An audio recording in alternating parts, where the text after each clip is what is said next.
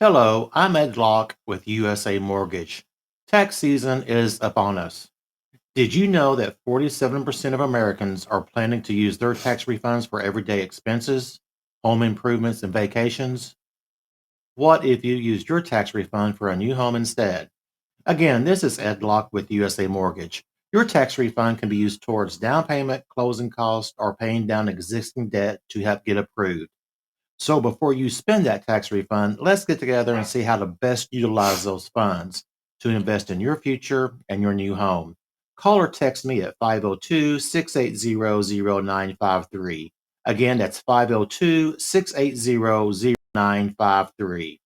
NMLS ID 448908, Das Acquisitions LLC, doing business as USA Mortgage, NMLS ID 227262. This is not a commitment to lend. Additional terms and conditions apply. USA Mortgage is an equal housing lender.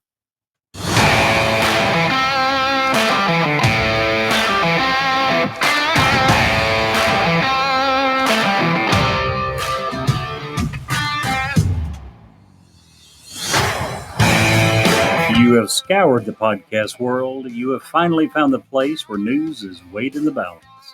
Welcome to Newsworthy with Steve and Jerry. 2 words and 2 question marks.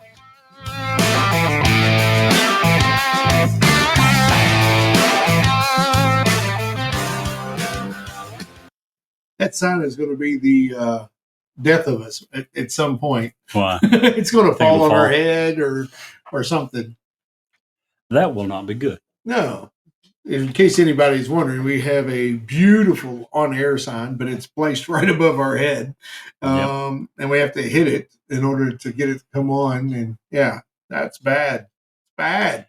Hey, it's Wednesday, Jerry. But it is beautiful. It is beautiful. I like it. There's a lot of work to put that in there. I don't know. You're like, well, you're an idiot. All you had to do is this and this and this. No, but when it comes to things like that, I kind of am an idiot. So you did a good job with it. Yes, It is Wednesday. It is so Wednesday. Yes, it is. The good news is it's Wednesday. We get to do a podcast. That makes me happy. The bad news is we have no wine. And the subject matter is something you've wanted to talk about for a long time. I'm kind of about it. That's not really true. You're the one that brought this up. I did. 2 or 3 weeks ago, you started talking about Carlson and his show after you saw it. When did it air? 11th, 12th, 13th, somewhere in there. Middle of March.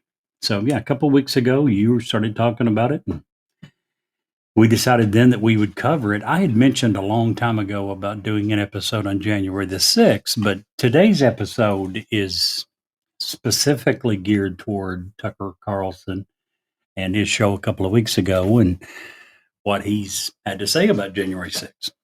Yeah. Apparently doctors and stuff have been listening to our podcast, Jerry. Doctors have? Really? Yes. Good to know. Because in the mail the other day, I got a flyer for anger management. Flyer, huh? Yeah. I lost.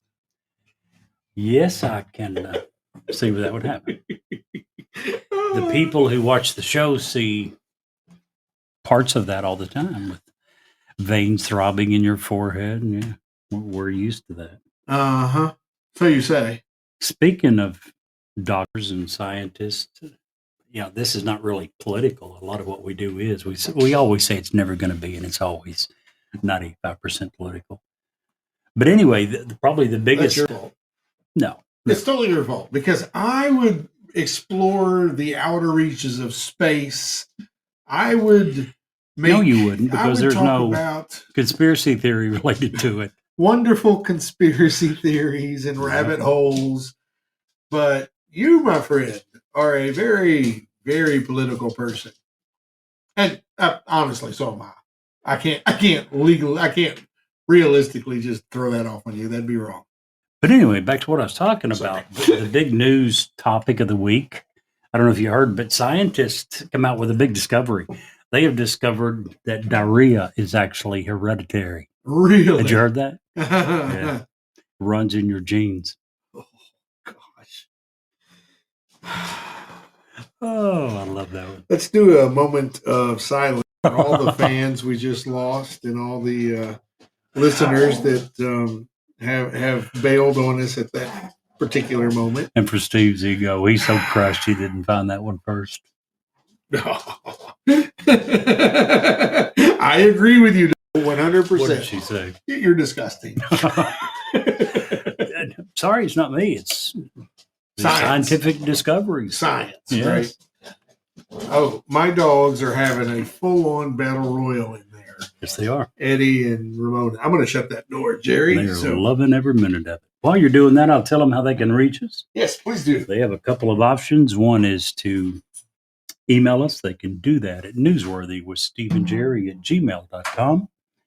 They can also text us on our text line at area code 540-709-1318. So, have you woke up today and chosen violence? Or are we going to have wonderful debates? Or what? How was your week? Let's just start with that. Did you? Till I heard about the big news scientific discovery. That was a little bit of a downer, but see, other than that, yes. Very now, I had a very tiring week. I've been very busy at work, both works, and it was good, but whew, I am getting wore down a little bit. I'm going to have to take me a good mental break very soon. There you go. But would also like to say kudos for your murder mystery that you guys had this past weekend. Yeah, it was a lot of fun. It was a very fun night. It was.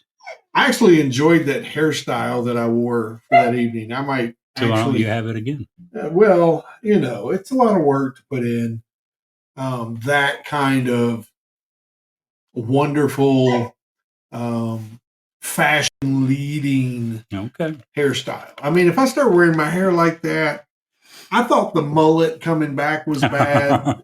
That hairstyle coming back could top the mullet. I'm just saying. It could. For our listeners, should you decide to have that next week, I will make sure that I take a picture and include it with the podcast. If you don't want to be identified, that's fine. We can do from like your eyes up, just the hairline. So what do you think? Were you game for the picture? Well, he's had to step out to go try to break up the battle between his dogs.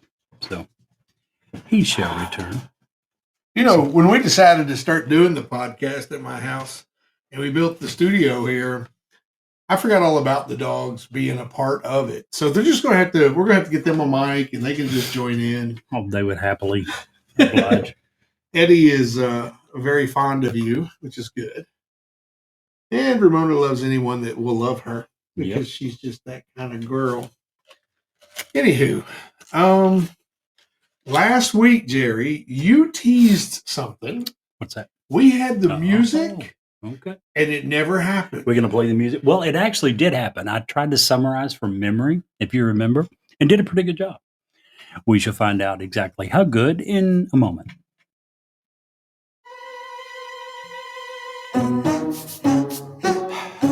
That's right. It's Emu News time.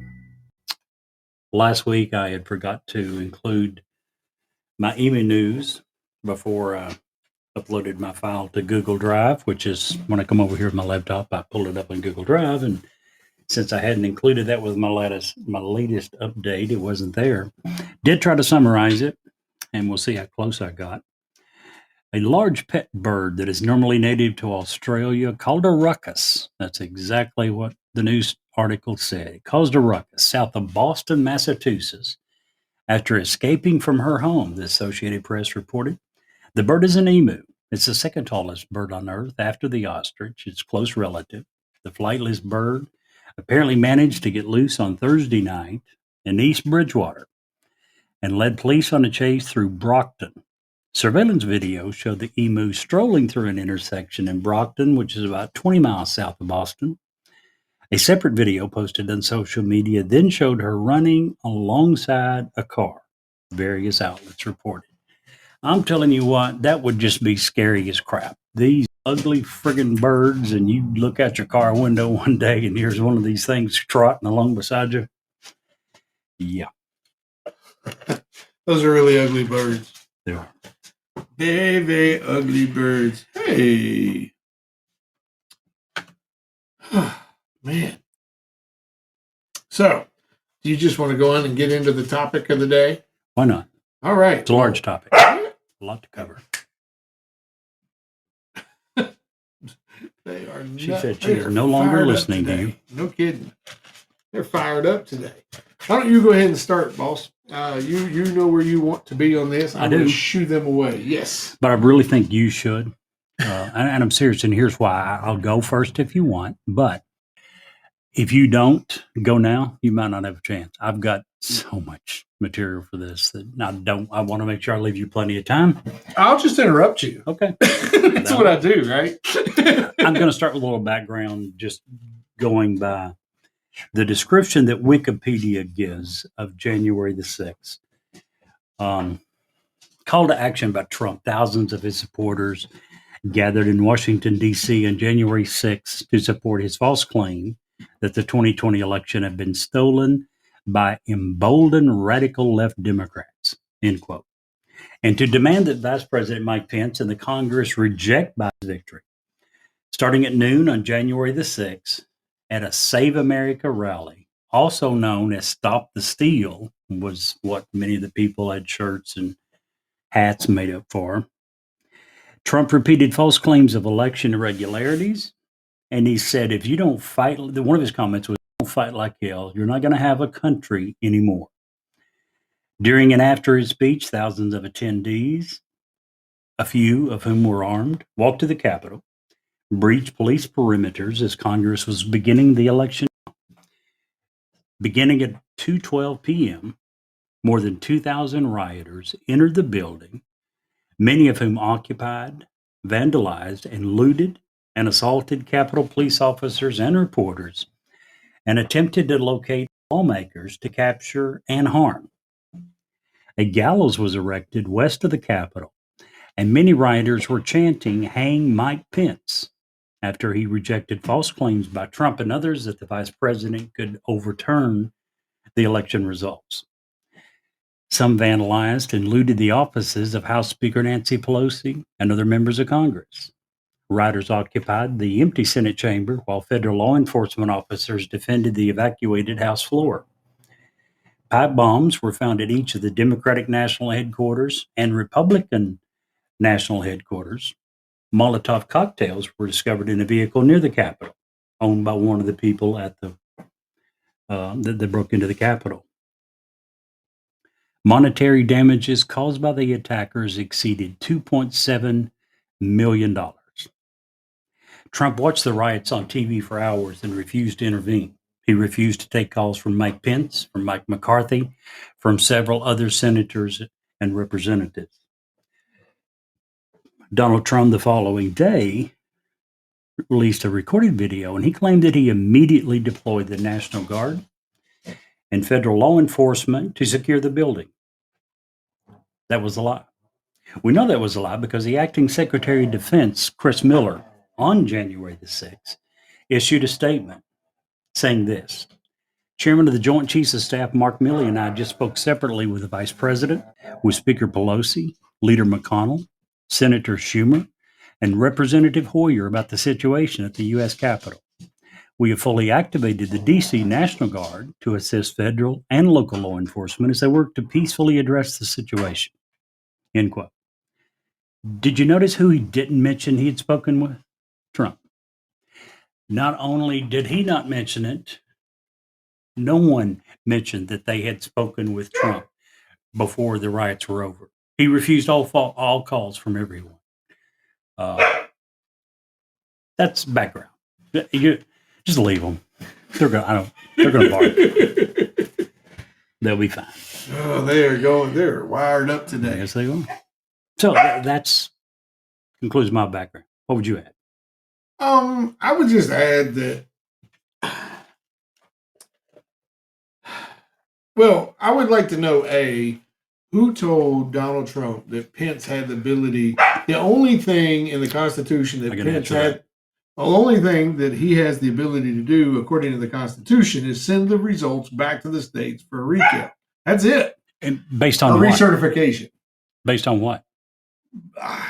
I don't even know the stats, but I just know that that's the only thing Pence can even do. And I don't know how that Trump in his mind thinks that helps him. Well, there was no legal basis. There's not one attorney who has went to court with a legal rationale that any judge anywhere ever said that any of this had a legal basis.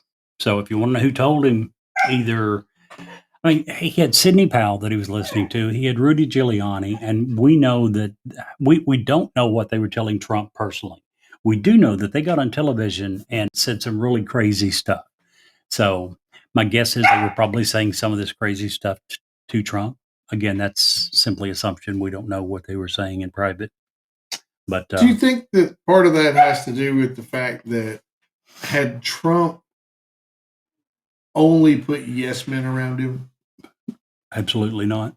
Don't think so? Well, how many people were disagreeing with him from the very beginning? He lost his attorney general over this. Yeah. His attorney general repeatedly said and finally resigned, saying there is absolutely zero evidence of widespread election fraud. Krebs, I forget his title, but he was the top guy over election integrity. Afterwards said numerous times, this is the most secure election in the history of the United States government. This is not what some liberal Democrat is saying. This is what Trump's people were saying. This is what his team said. Mm-hmm. Mike Pence, his vice president, repeatedly said that the election was just, the election was valid, and that there was no proof of irregularities anywhere near the point of being able to overturn one county in one state, much less the overall election. So I think this was simply Trump being Trump. I think this was Trump refusing to accept anything except for victory. Keep in mind, he did the same exact thing in 2016. In the days and weeks leading up to the election, he said it was a totally rigged election. He said it numerous times. He said it so many times. He also accused the Democrats of bringing in busloads of illegals to vote. After his election, which obviously he won in 2016, he even started a group to investigate all of the election fraud. Do you remember what their results were? That there was no election fraud. Well, actually, they had no results. No. They met 3 or 4 times. And a couple of months later, with nothing ever being released, they disbanded their group and went home. They had nothing to say, nothing, not one single thing to say. This was the group that Donald Trump appointed. So do I think it was due to Donald Trump surrounding himself? No, I think it was Donald Trump being Donald Trump. So. Fair enough. Have we covered the background? Yeah, I think so. Okay. Tucker Carlson was given access to, I'm not for sure if it's 40,000, 41,000, or 44,000 hours. I keep reading different numbers. The number I had last was 44,000. That's what I had written down. He was given 44,000 hours of video footage by Kevin McCarthy. Again, this was not given to Fox News. This was not given to CNN or ABC or CBS. It was given to Tucker Carlson. And that was given to him on February the 20th. On Carlson's March 6th show, he had the first installment. And Tucker Carlson had selected footage that showed protesters standing around the Capitol, basically doing nothing. And he argued that it proved that they're not destroying the Capitol. They obviously, in his words, revere the Capitol. He failed to mention over 140 police officers were assaulted. He failed to mention that over $2.7 million in damage was sustained during the attack. He showed very few shots of the hand-to-hand combat. He did show a few of people breaking windows and busting down doors, but very, very few. He emphasized imagery of the invaders, some in combat gear, some were wielding flagpoles that they were using to knock down doors. But he had pictures of them standing around, taking pictures during pauses of the hours-long attack. Carlson had this to say: these were not insurrectionists. They were sightseers. He had another point, called the rioters peaceful and respectful, orderly and meek. In retrospect, he said, it is clear that the 2020 election was a grave betrayal of American democracy. Given the facts that have since emerged about that election, no honest person can deny it, he added. without giving any facts or any specifics. He defended the protesters on January 6, claiming that they were right to believe that the election that they had just voted in had been unfairly conducted, even though the president and his allies had filed 62 lawsuits in state and federal courts, and they lost 61 of them. They only won one. Do you remember which one they won? I do not. In Pennsylvania, there was a lawsuit apparently previously for mail-in ballots. If all of the information was given, you were allowed 3 days to cure it, to fix it, to supply the additional info. Someone had decided due to COVID that they were going to increase and give them up to 10 days. The judge ruled that that was not proper, that they should still be limited to the 3 days. This concerned less than 2,500 ballots. It didn't change the outcome of any county in Pennsylvania, much less the overall Pennsylvania vote, which Biden had won by 81,000. In none of the lawsuits was substantial voter fraud even alleged to have happened. Do you know why that is? None of the attorneys for Trump alleged widespread voter fraud when they went to court. Well, why would they even go to court? Well, they went to court saying here's what we're doing. Yeah. Keep in mind, they raised a couple $100 million, I think. Trump went to his base and we've got to fight this in courts and you need to donate. And a ton of money was raised. But they did go to courts, not only Trump, but also allies of his. 61 of the 62 cases he lost, the one we just mentioned, didn't amount to anything. But again, the reason that they didn't allege voter fraud, keep in mind that Sidney Powell and Rudy Giuliani and some of the other attorneys were coming at press conferences and saying some really crazy stuff. Well, you can do that in a press conference and it's fine. You can't do that in a court of law. If you allege that something happened, you have facts to back it up. They didn't have facts to back it up. They couldn't go into court. They would have walked away with contempt of court charges. Right. Widespread voter fraud, again, wasn't even alleged. Do you remember when Sidney Powell said she was going to release the Kraken? No. Really? No. Seriously, you don't remember that? No. And here's why I don't remember it. Because this, and this is going to sound terrible, and I don't mean for it to sound terrible, but I didn't follow this story the way you followed this story.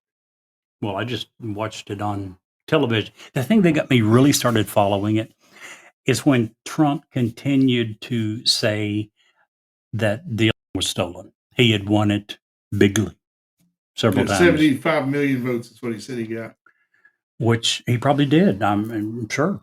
The problem is Biden got 81 million. Gosh, I just can't believe that. Here's the point. Biden didn't get 81 million votes. He had that many that selected him, but they weren't voting for Biden. They were voting against Trump. After 4 years, I think they knew that this crazy person couldn't be allowed to continue. But, well, that's a different topic for a different day. Carlson also raised doubts on the death of Capitol Police Officer Brian Sicknick. Now, initial reporting that was retracted less than 2 weeks from the time it come out, the Capitol Police originally said that he had been struck in the head by a fire extinguisher, and that was reported everywhere. Every news station was talking about it. It turned out very quickly, due to video footage, due to doctors' testimony, that absolutely did not happen. What we know for sure, he didn't himself know exactly what had happened. He knew that he had been fighting with these guys for hours and hours. At the end of his shift, when he went back to headquarters, he collapsed in the division headquarters. He was taken to a local hospital, and he died from his injuries the following day. Now, again, the initial reporting was incorrect. The initial reporting from the Capitol Police officer was they believed that he had been struck in the head by a fire extinguisher. That turned out to not be the case. A medical examiner determined that he died of natural causes, which was multiple strokes. And he also noted that all that transpired that day played a role in his condition.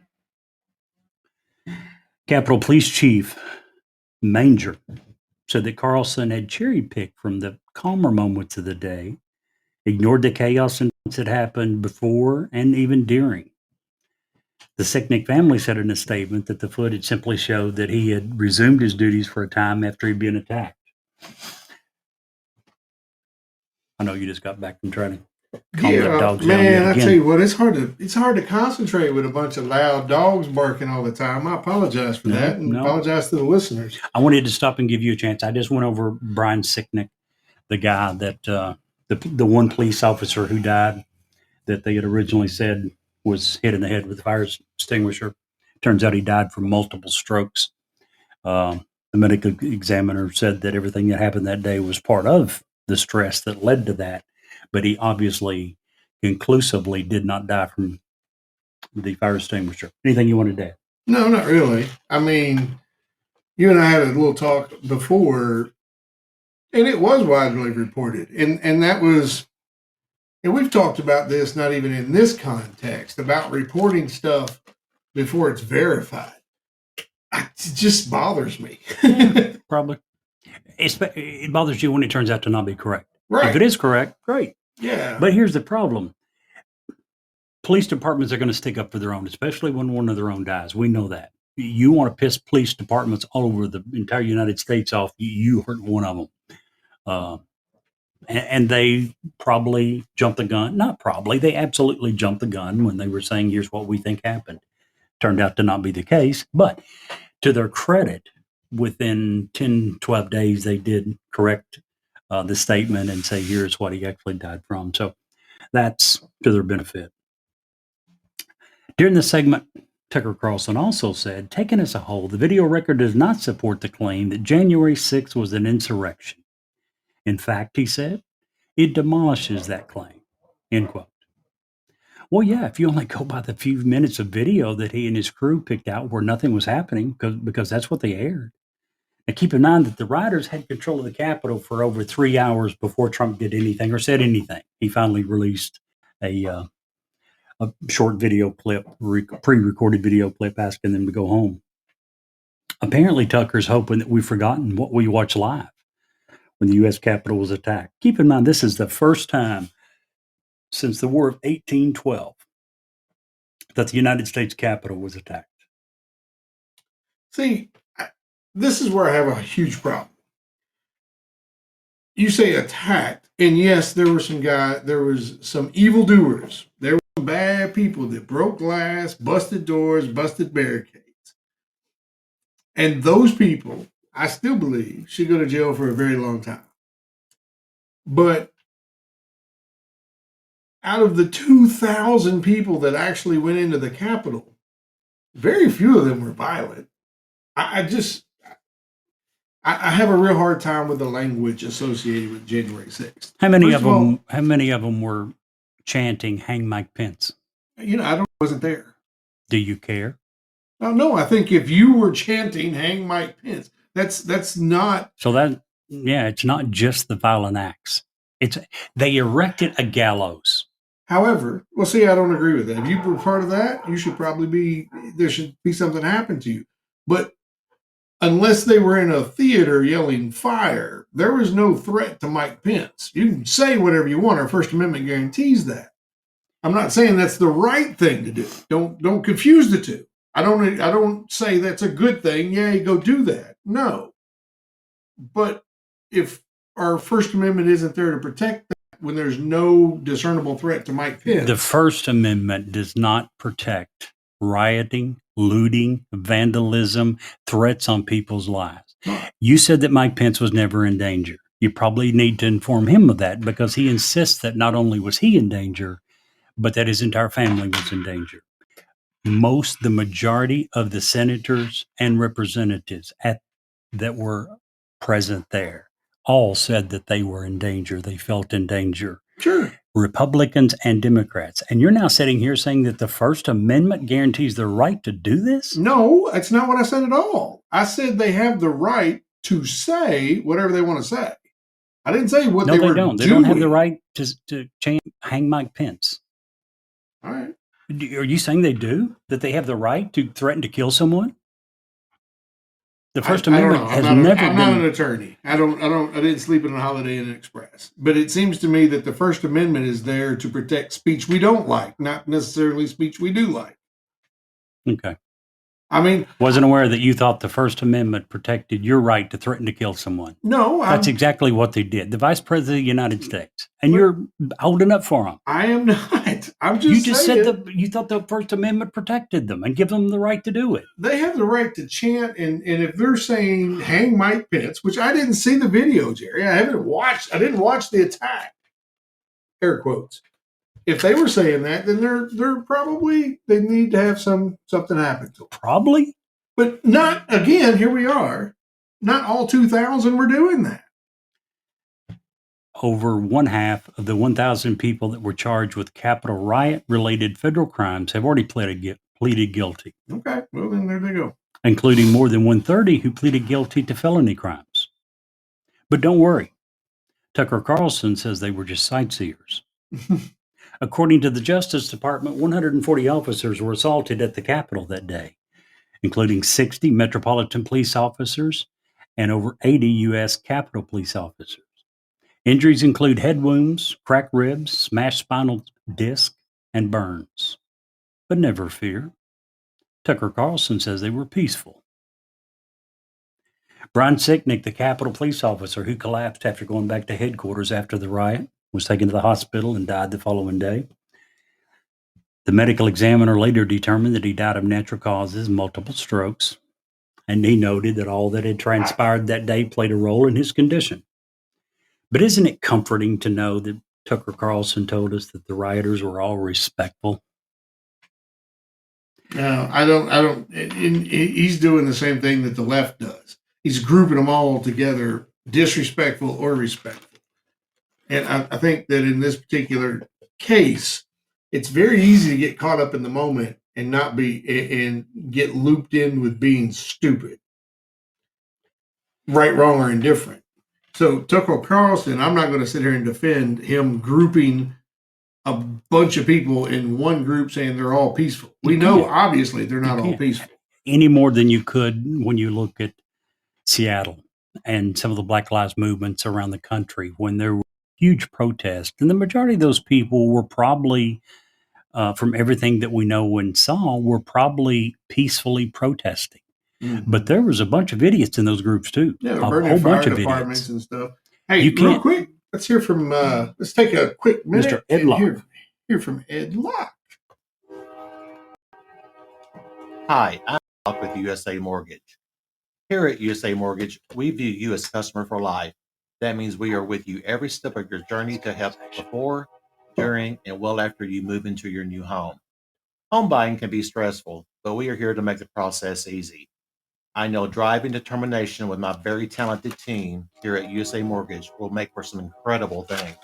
You can expect to receive great customer service from me with many customized options tailored to your financial goals and needs. So if you're looking to cruise into a new home or refinance, I can be the driver that gets you there. Call or text me at 502-680-0953 to find out how to get approved. NMLS ID 448908, that's Acquisition LLC, doing business as USA Mortgage, NMLS ID 227262. This is not a commitment to lend. Additional terms and conditions apply. USA Mortgage is an equal housing opportunity. Well, Mr. Ed Locke. Yeah.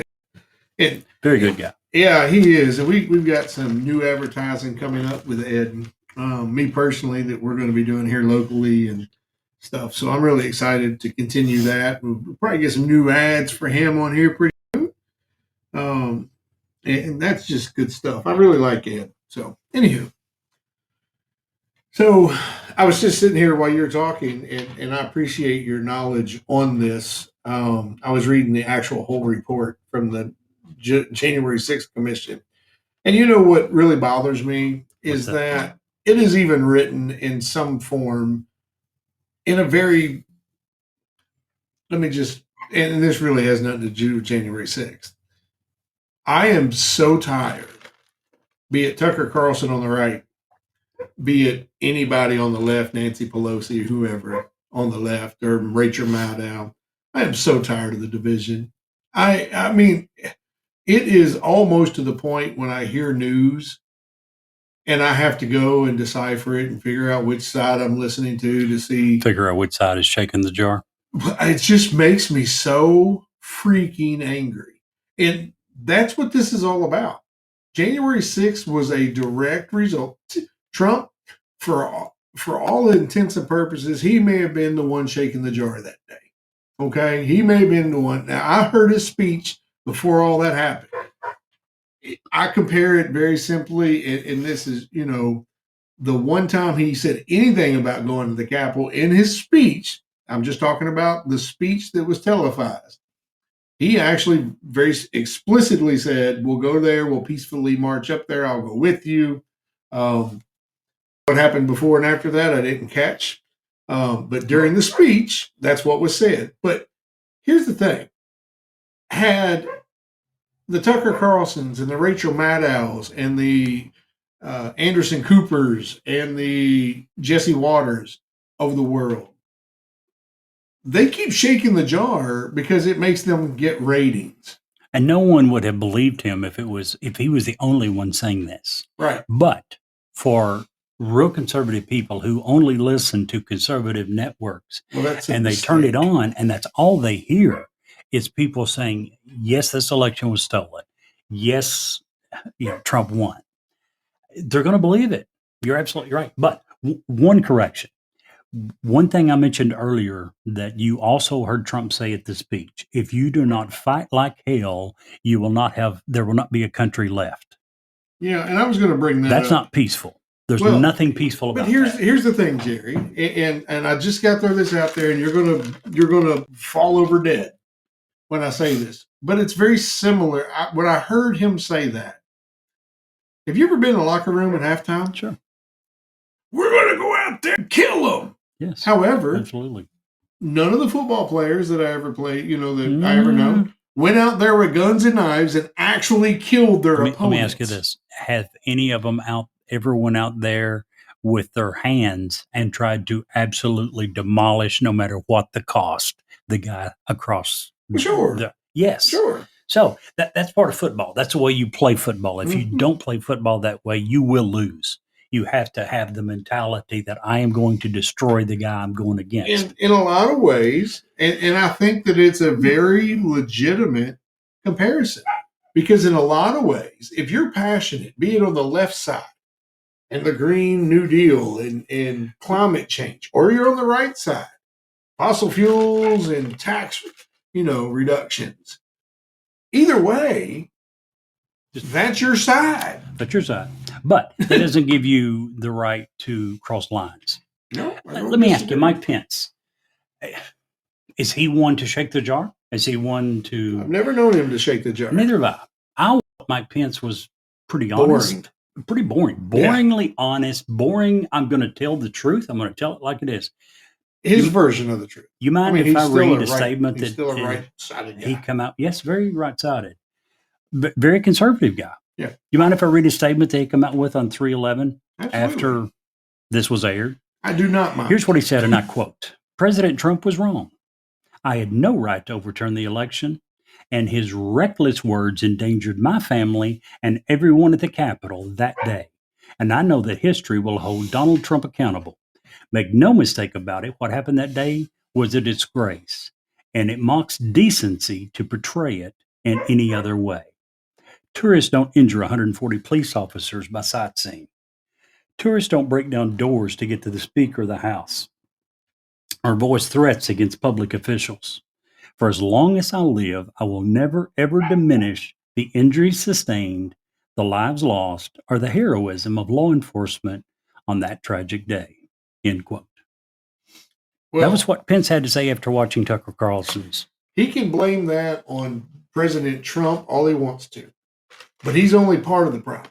And Trump, he didn't go near far enough to say the hatred that is being bred into our country every single day comes from both the right side and the left side. You're right. And their absolute asinine way of doing things. You're right. And their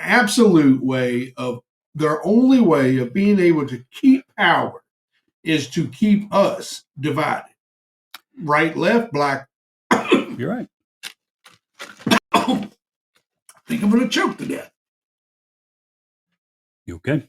Yeah. Be it right or left, black or white. Good gravy. There we go. I think I'm good now. Hopefully.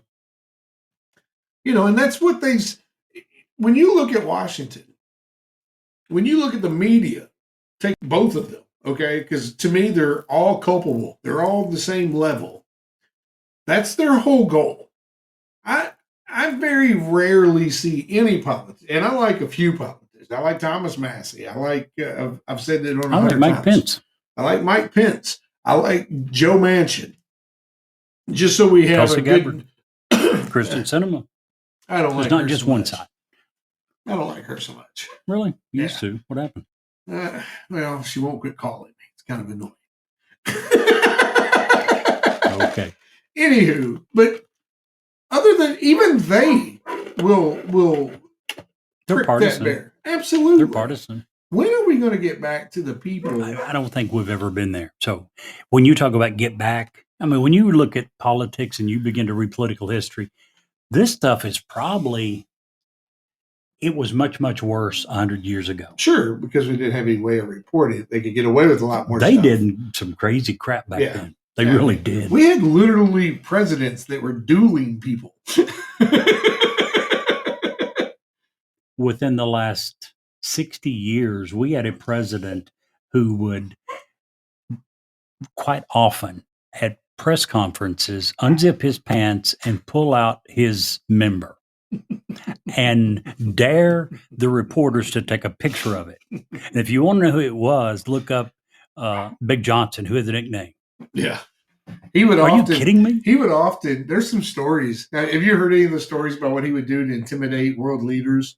He would have a friggin' meeting. He would have a bathroom next door. He would go to the bathroom, leave the door wide open.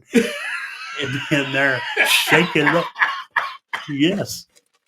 So, sorry, I didn't mean to change the gist of what you're saying, but when you say we should go back to, I'm thinking, holy crap, But you know what we had then that we don't have now? What's that? Actual leaders. People that... A few. I mean, but we also had a ton of the assholes. Yeah, I mean, we still do. Here's my question to you. You were saying that Mike Pence could blame Trump all he wanted. Why didn't Trump, after this started, why didn't he call the National I have Guard? no idea. And I think that's a huge mistake. For 2 hours. Yeah, I don't think that was hedging his bets.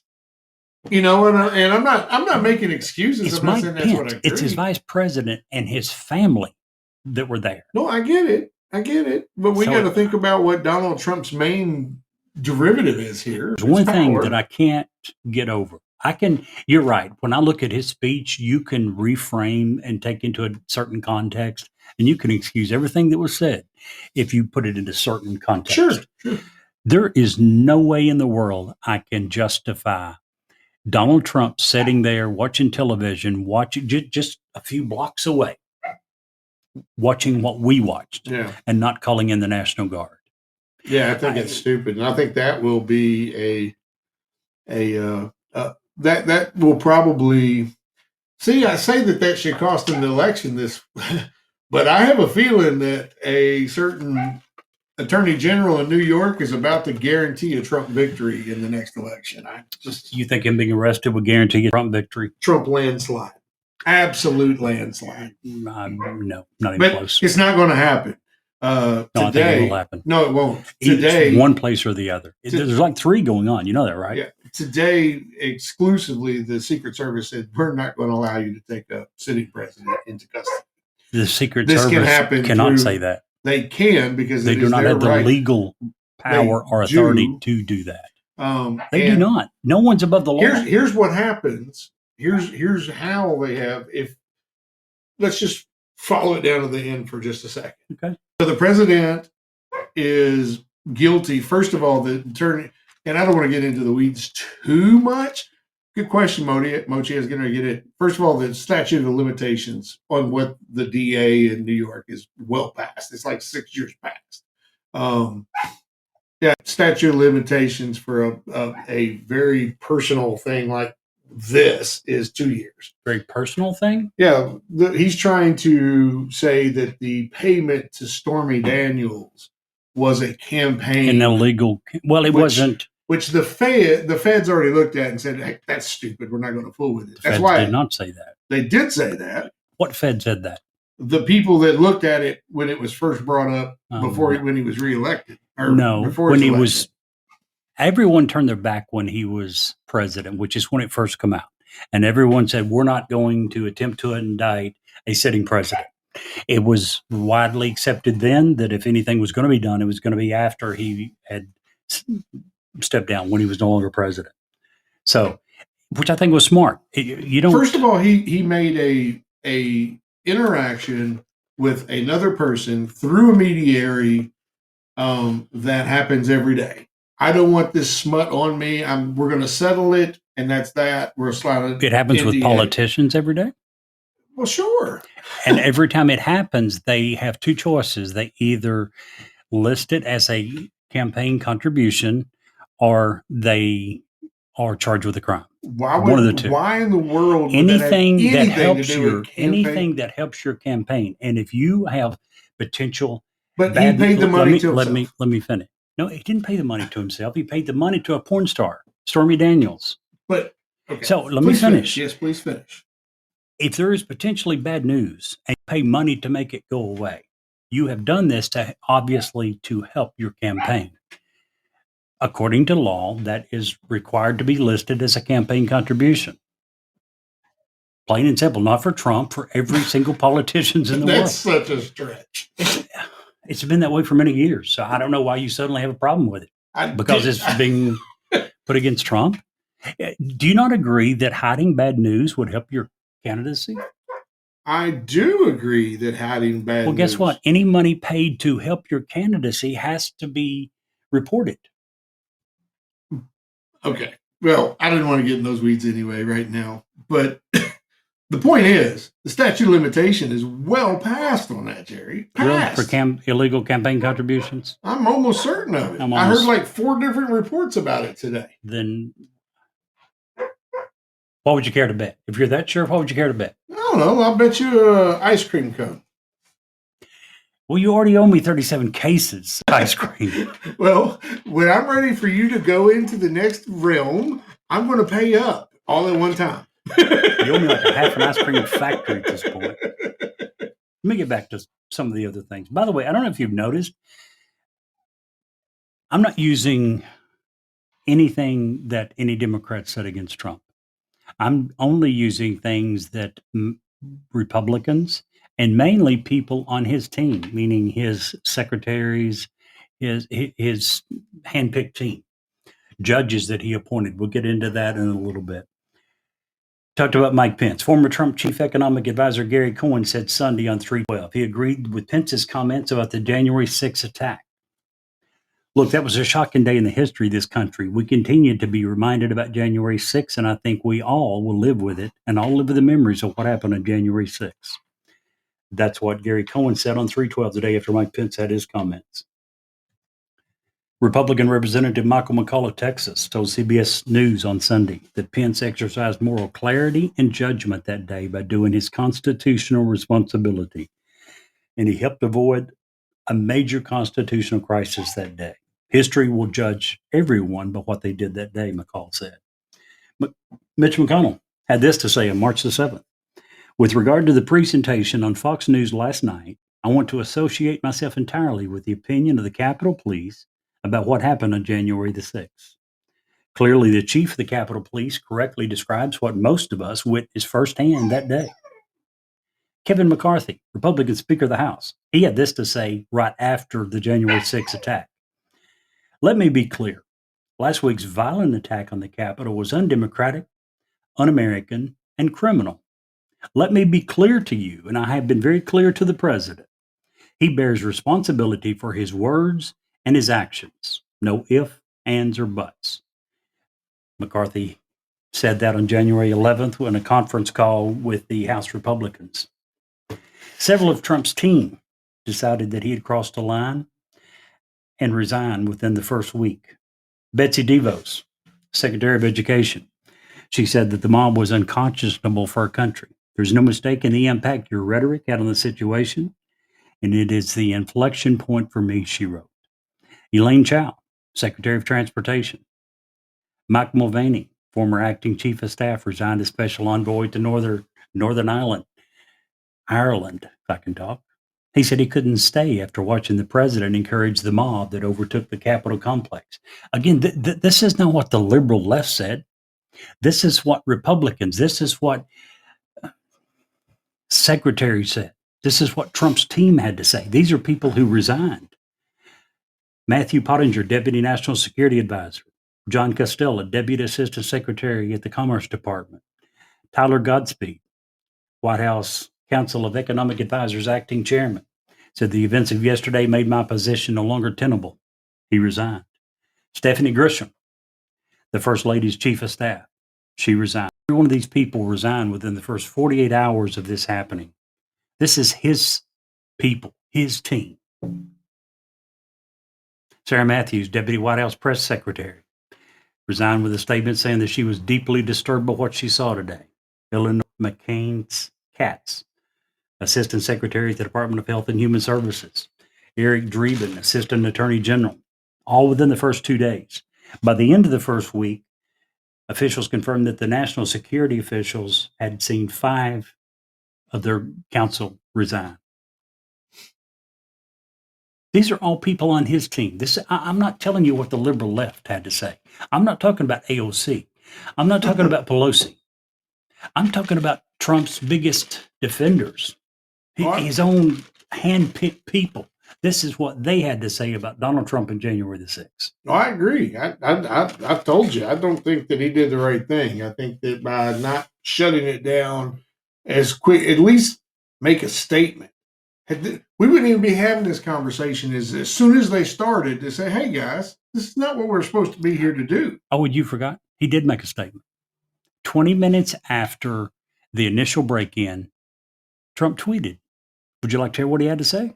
Oh, I know. I just read it. But go ahead. He said, and I quote, Mike Pence didn't have the courage to do what should have been done to protect our country and our Constitution, giving states a chance to certify a corrected set of facts, not the fraudulent or inaccurate ones which they were asked to previously certify. USA demands the truth. 20 minutes after the break-in. If that's not encouraging these people and telling them that they're right and they're trying to rectify a wrong, I don't know what is. At 4:17 p.m., when he found out that Mark Milley they had called in the National Guard after talking to Pence and Pelosi and McConnell, then he released a video and he said this: we had an election that was stolen from us. It was a landslide election and everyone knows it, especially the other side. Still saying that he won, that it was stolen. But you have to go home now. That. Oh, yeah, exactly. Still saying. He says, but you have to go home now. We have to have peace. We have to have law and order. We love you. You're special. But you've seen what happens. You see the way that the others are treated that are so bad and so evil. I know how you feel, but go home and go home in peace. This is after he found out that others had called in the National Guard. Yeah, I'm not here to tell you that Trump acted appropriately that day. I don't think that he did. Certainly didn't act presidential. But I think that as far as, and here's the one thing that really bothered me about McCarthy releasing all this footage. Wasn't necessarily that he just released it to Tucker, but why not release it to everybody? I mean, if you're going to give it to one guy, or give it to everyone at Fox News, you know, if that's where you want to go with it, okay, send it to everybody. But he's saying that there was a need for it and it should have been released long ago. Then why not give it to everyone? Yeah, no, I don't disagree with you. You talked about the shaman. Let's talk about him for a minute.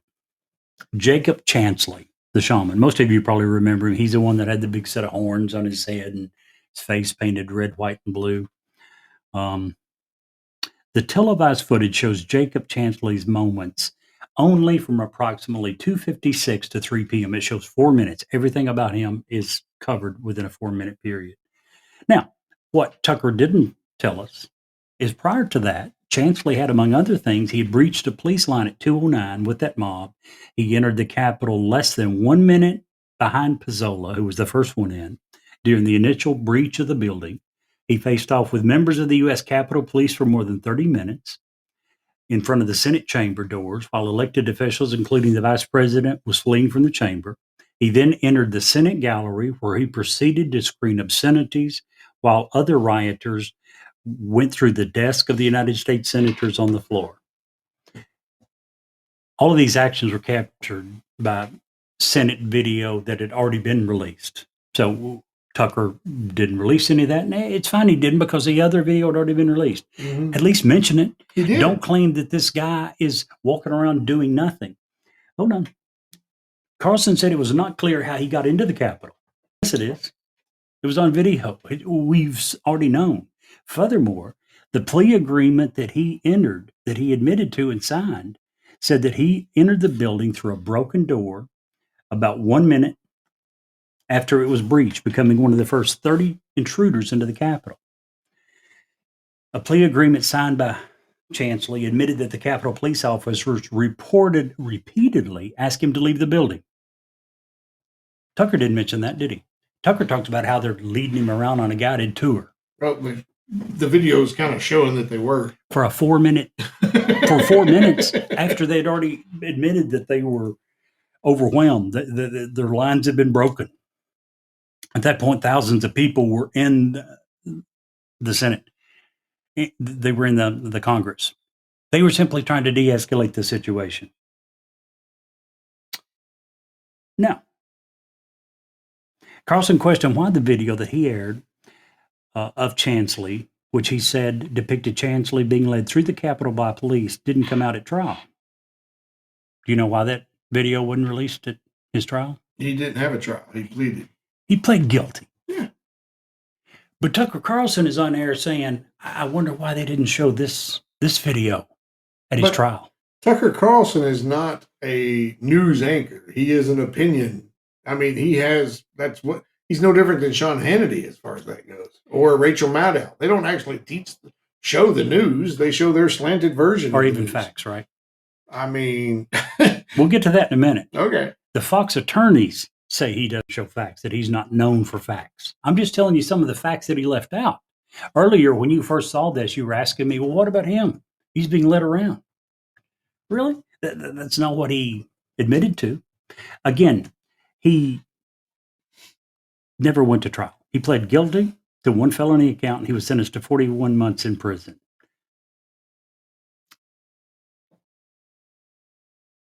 Now, let's see where I am. I'm sorry, go ahead. Well, I was just going to say, that's a long time. 4 minutes? No, 41 months in prison for one of the leaders. He admitted, he pled guilty. Why would he plead guilty to 4 months in prison? Have you ever stood face to face, toe to toe with the federal government? I haven't. Guess what else I've never done? Broken into Congress. What would you expect would happen to you if you broke into Congress? I'd probably get shot. Killed immediately on the spot. Yeah. You, me, and the vast majority of Americans would be shot dead on the spot. And you're saying that 41 months for him was too harsh? I didn't say that. You insinuated that. I said that. I said it was a lie. Do you think it was an appropriate sentence?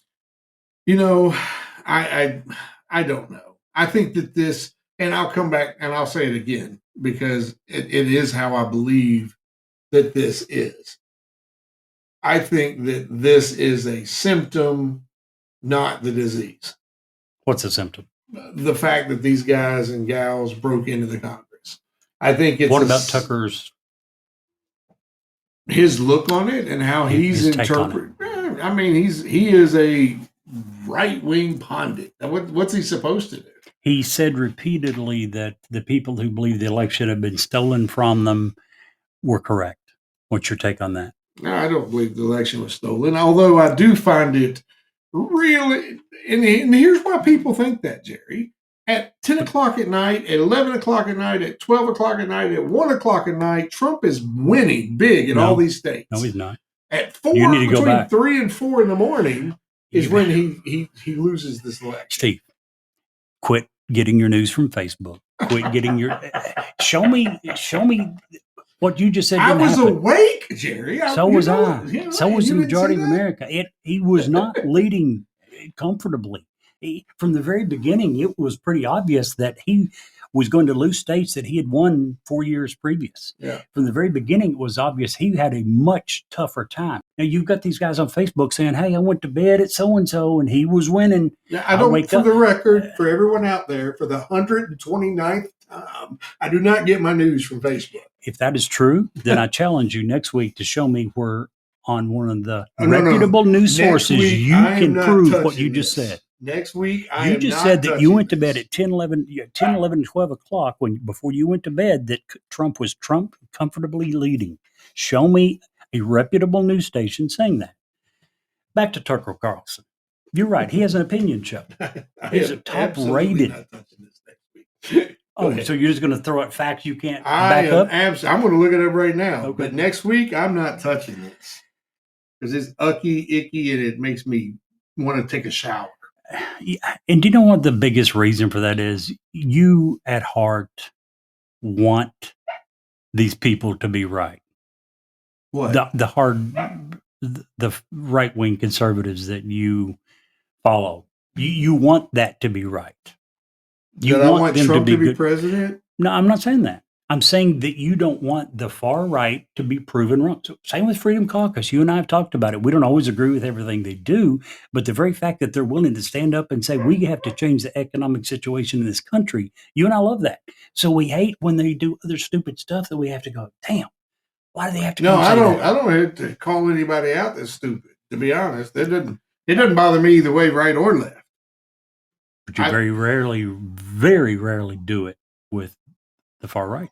No, I do it every day. Every time we talk about Ukraine, they're wrong. Every time we talk about taxes and their lack of doing squat, the lack of putting in term limits, the lack of doing all the things that they can do. You don't specifically call out the far right for I officially on air right now call out the far right for not doing that stuff. Well, but it's all of them. When we're talking about term limits and Ukraine and all that, it's all one of them. Yeah.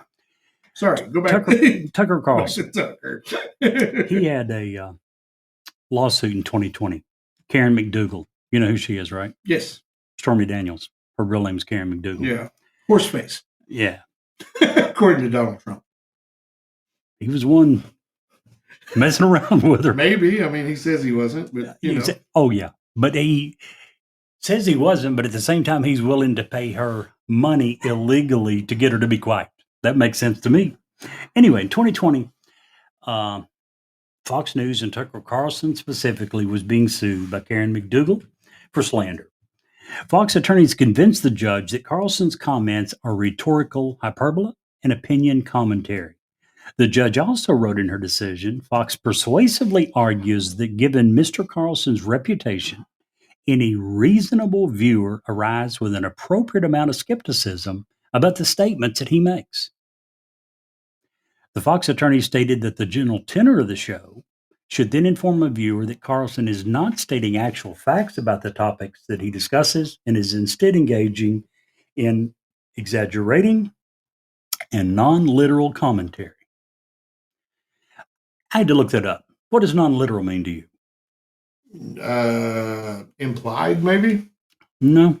Oh. The definition of non-literal is non-literal language is language in text that means something different than what it actually says.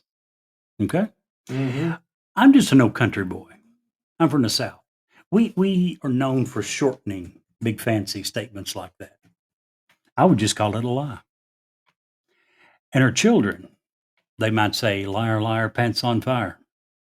That's the way that his boss's attorneys described him in court to defend him in a slander lawsuit. So, to anyone that would want to back up Tucker Carlson and try to defend him, my question is simply, are you sure this is a guy you want to defend? Look at what his own bosses had to say about him. Mm-hmm. Pretty sad. One more quick thing I'll cover, but what do you got to say? I feel like I've totally, absolutely dominated the entire conversation. No, you're good. That's fine. Really. Oh, I know I'm good. I was looking up. I was actually, while you were finishing, I was looking up a timeline, but they're all giving me months. I want timed for hours, but I'll look at it. I also Next week, I want to do something apolitical. 180%. About time. Yeah, let's just do something completely non-political. We could. This one is big, though. It really is. It is, but I definitely want to mention something about Asbury and what happened at Asbury and is happening all over the nation. Definitely want to talk about all of the new disclosure stuff happening that is continuing. In regards to what? Disclosure of what? Okay. Fair enough. Because that continues to happen. Sure. And that's not, so we want to continue to talk about that. We may have just a small little segment if I can find that information for you. But I'm pretty convinced that I usually watch that till like 1 o'clock, 2 o'clock before I was done. And we were well in the head. But, no. And here's the thing. I'll bet you whatever you want to bet. It doesn't even matter because neither one of these guys, we went from orange man bad to white-haired man obliterate. I don't even know what. Did you hear his statement when he was talking today? Was it today or yesterday? No. About the veto he just did on GSA. No. And even if you'd have heard it, you would have said no. Incoherent. I feel bad for the guy. I feel sorry for him. Gosh. He reminds me of Reagan. At least Reagan's family was nice enough and courteous enough to come out and say, hey, here's the point. He's got dementia. We're going to pull him back from the camera. Mm-hmm. We're going to keep him at home with family and loved ones, which is exactly where someone with dementia needs to be. Yeah, absolutely. And I'm not saying Joe has got dementia, but man, he's showing signs of it. And here's the thing. And we can even, in a few weeks, we'll even talk about what he vetoed today, which was the first unanimous bipartisan bill that's come out of Washington in forever. And he vetoed it. Was unanimous?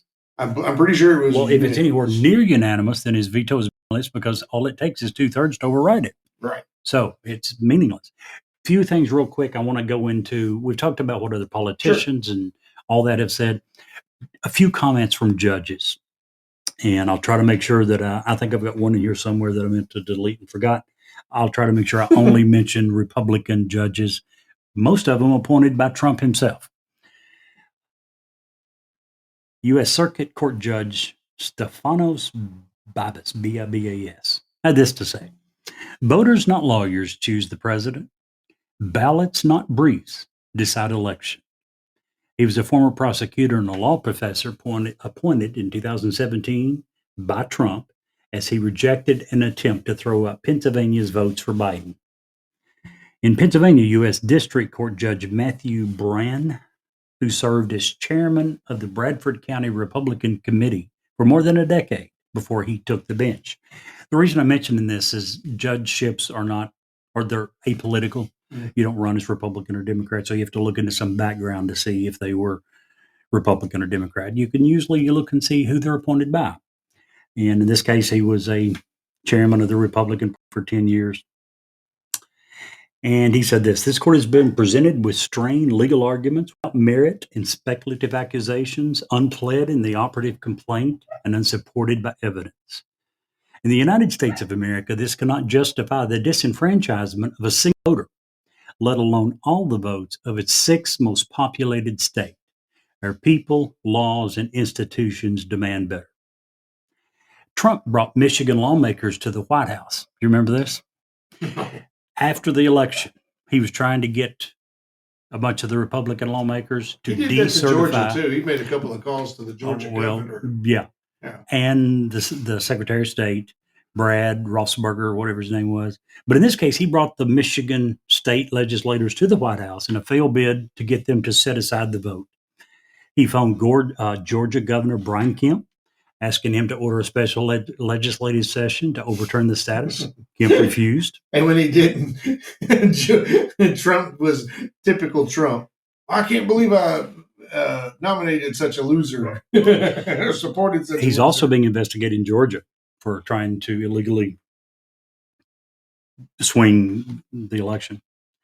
Trump also called Pennsylvania Republican House Speaker Brian Cutler, who told Trump that state law did not give the legislature the power to overturn the will of the voters.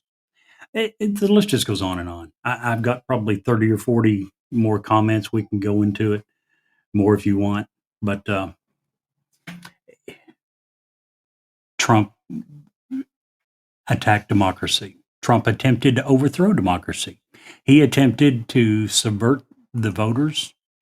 He attempted to have courts install him as a leader. If that's not trying to overturn democracy, I don't know what is. Elections are at the very core of our democracy. He tried to throw all of it away. Yeah, and sorry, didn't mean to cut you off. I'm done. No, I don't disagree. Mochi has a question. What's your question? Apparently, she can't type very fast. Shame on her. And if only we could get call into work, we could let her call in Right? and ask her a question on the line. Well, I do have one thing I want to finish on. Sure. I want to do a PSA. Public for service announcement. a public service announcement today. All right. And this is something that I have dealt with for lots Near of and dear years. to your heart, right? Yes. More ways than one. Yes. So if you have heartburn and you have to take Tums more than once a week, go to see your doctor and get on some real medication, because heartburn is very, very bad for your esophagus. It's bad for your stomach. It's bad for all these things, which I'm dealing with on a daily basis. So make sure you go, if you have to eat Tums or take an antacid, do more than once a week. Go see your doctor. Let them know that that's going on. They'll say, "Oh," and they're going to write you a script for some sort of acid reducer or whatever.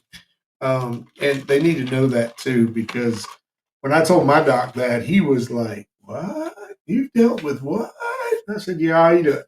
Because at my worst, Jerry, I was eating a 200 tablet bottle every 3 days.